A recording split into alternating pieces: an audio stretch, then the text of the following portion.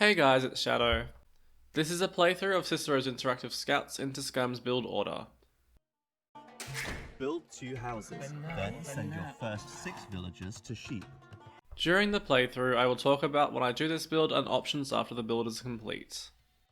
A lot of what I think about the Scouts part of this build order is already covered in the Scouts build order linked above, but a quick recap is that 22 pop Scouts is often a little slow in ranked 1v1s and allows your opponent to be fully walled. I tend to prefer going for 21 or 20 pop Scouts, in order to make it more likely that my Scouts will do damage.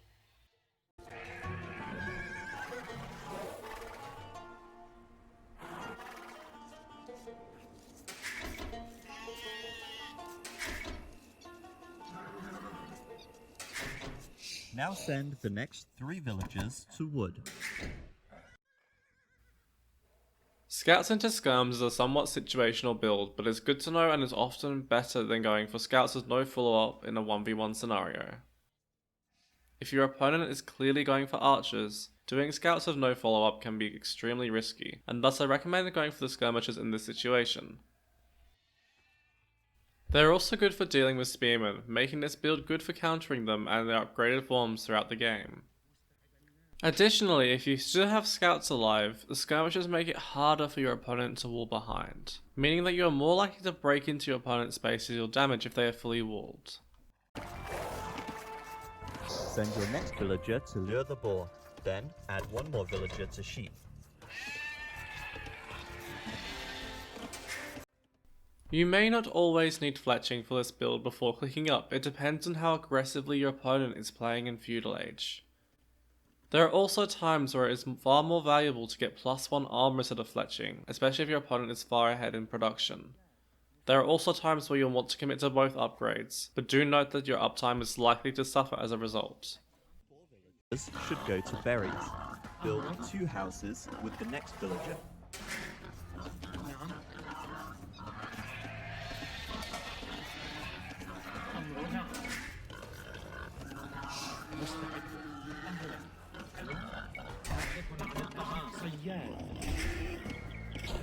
مستعد صياد أهلا بناء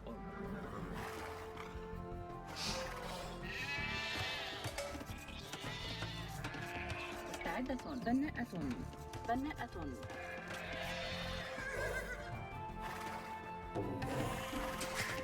نعم سيادة مستعدة. Now use one of your villagers underneath the town center to lure the second boar.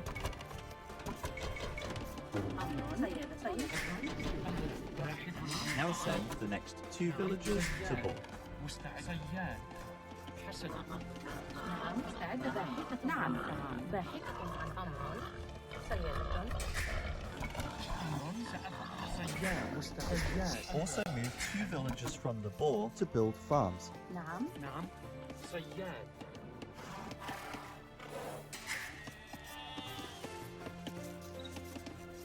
مستعد بناء Now send the rest to wood.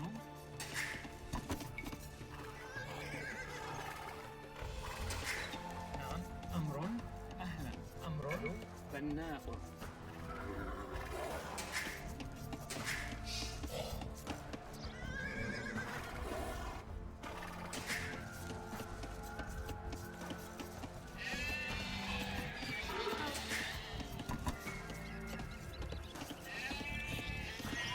Make a second lumber camp with the next villager.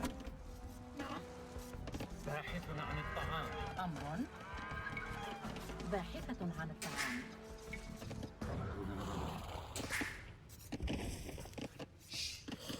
مستعدة حطابة. نعم Now research loom and then click feudal with 22 population.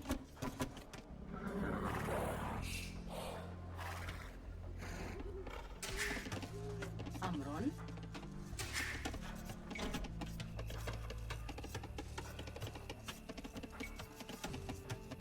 مستعد Now move more villagers to wood, so that you have 5 on each lumber camp. نعم باحثة عن الطعام.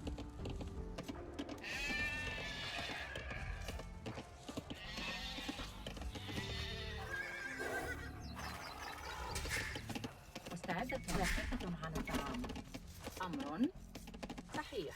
حسنا، سأفعل. بناءة. مستعدة. بناءة.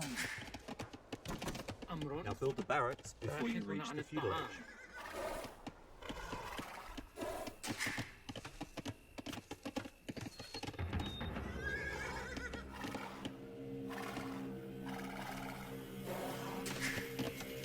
أهلا حسنا سأفعل. خطاب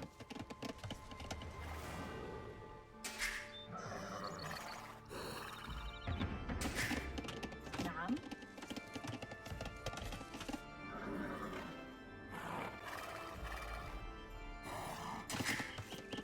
مستعد. أمر. صحيح. سأفعل. Now build a stable with at least 2 villagers and research both double vitax and horse collar. مستعد. حطاب. Add farms with the villagers around the town centre every time you have 60 wood. أمر بناء. أهلا بناء. مستعدة. Now start making scouts.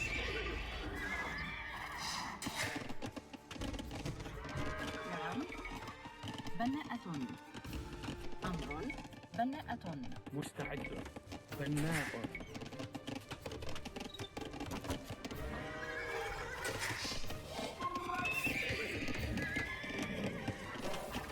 مستعدة. بناءة. أمر بناء. أمر. مستعدة. بناءة. نعم. نعم. بناء.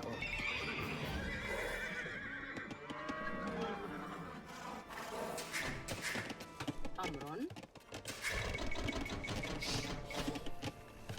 مستعد. باحث عن الطعام. نعم. بناءة. بناءة. مستعدة. بناءة. نعم. حسنا. بناءة. أمر بناء. أهلا. ألو. بناء. باحث عن الطعام. مستعدة. نعم. Now send the next 2 villagers to wood. بناءة. Build a range once you have enough wood and start producing skirmishers. بناء.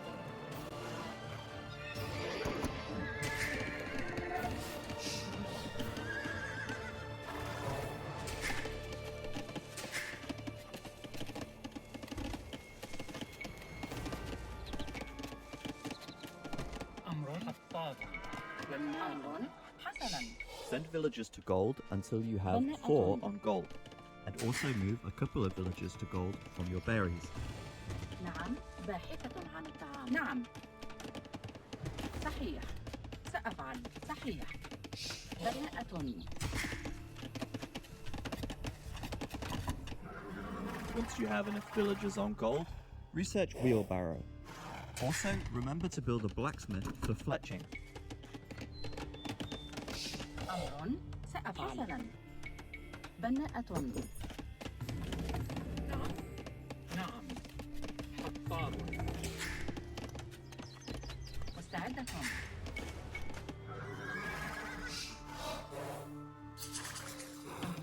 بناء. أمر. نعم. بناءة. مستعد. القتال. أمر بناء. نعم. هجوم.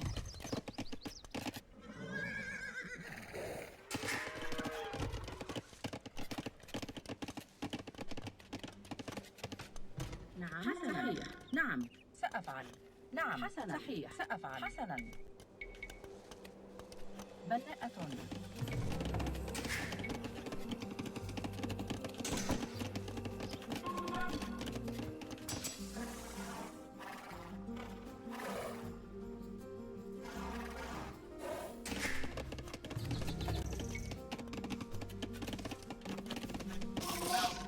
الهجوم.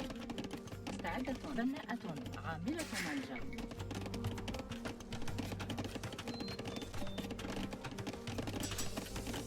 نعم مستعدة صحيح بناءة بناءة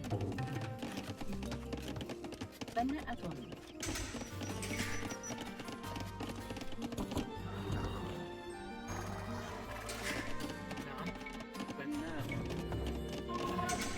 بناء أمر حسنا بناءة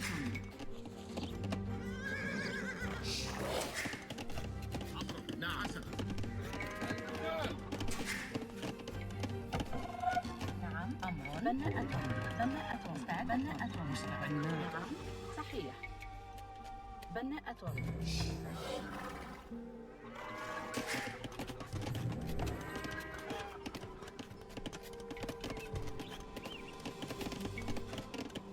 نعم مزارع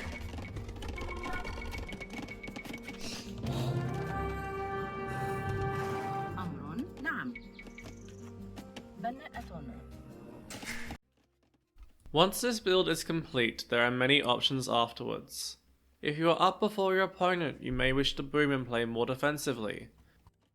Against archers or siege, you will need to add a siege workshop for defense, and if your opponent is going into knights, you will need to add either monks, camels or pikes to defend. This depends on your civ. Instead of booming, you may also wish to go for knights and skirmisher play. You are not likely to be able to afford all the upgrades associated with knights and skirms initially in Castle Age, so whether you fully upgrade your knights or skirms first will entirely depend on your opponent's army composition, how far behind or ahead you are, etc. If they have mixed pikes and archers for example, you are likely better off grabbing elite skirm and bodkin arrow before getting +2 defense on your knights. But if they are added a forward siege workshop, you will likely need to get +2 defense first, so you can snipe the opponent's siege. Scouts into skirmishers also sets you up well for the transition into cavalry archers, as you should have an archery range, stables and blacksmith, and they will be ready for the upgrades associated with them. CA can be a relatively risky move if you're against a mass of archers though, so keep this in mind when you are choosing your strategy. I hope this was insightful into the application of the 22 pop scouts into skirmishers build order and what you can do beyond it. Like the video if you enjoyed it and subscribe to the channel to see more. Thanks for watching.